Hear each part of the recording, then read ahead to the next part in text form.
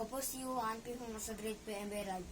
Ako po'y tutula na ang pamagat ang ating kalikasan ni Emily Joy L. Salvador. Ang ating kalikasan. Ang ganda ng kalikasan ay tunay na yaman. Bahagi na ito ng ating kabataan. Ito ang pundasyon ng ating kinabukasan, kaya pagsisikapan kong ito ay pagkaingatan.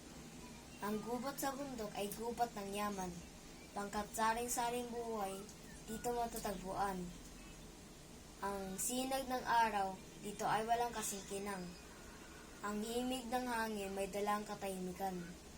Ang lambak ng aking hardin ay punong-puno ito ng iba't ibang pananim.